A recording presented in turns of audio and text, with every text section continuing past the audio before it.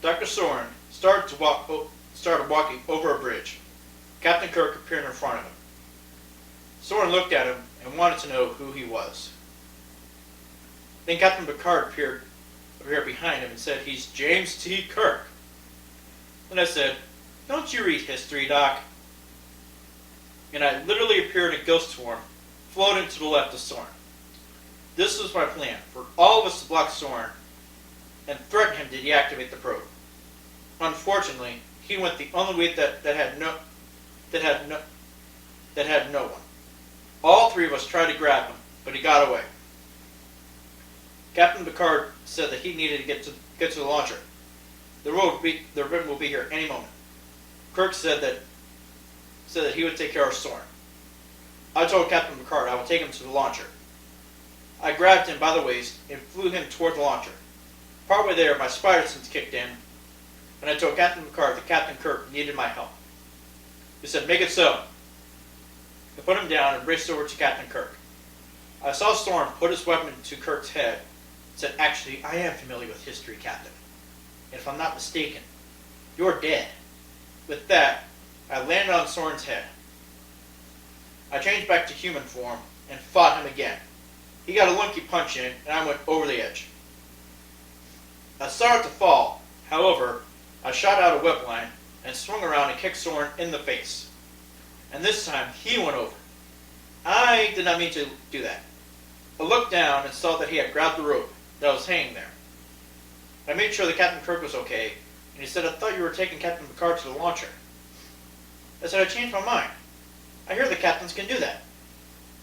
We made our way to Captain Picard when I heard a cloaking device. I looked toward the launcher and saw that it was gone.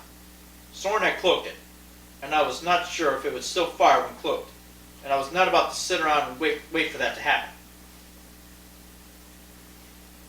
The rope that Soren was using gave way slightly, and Soren fell.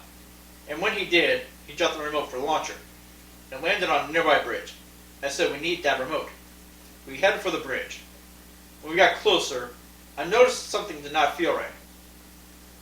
I looked over at Soren and saw that he was gone. I said, "Captain, wait! Where's Soren?" The captain pressed on, then my spider sense went off a little too late.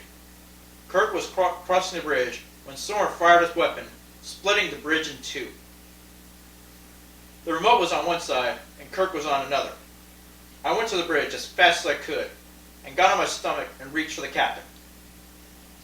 I reached as far as I could, but I could not quite reach him. Kirk lost what grip he had on the bridge and started to fall. I leapt for him and got him just in time. I pulled us up and I heard a small rumble in the distance. I looked toward the sky and I could see the ribbon closing fast. I said they were running out of time. I looked over on the other side and saw the remote. Look, the control. It's still on the other side. Kirk looked at me and said, "You help Picard. I'll grab the device." I said, "No, you never make that by yourself. We need to work together." Kirk grabbed my arm and said, "We are working together. Trust me."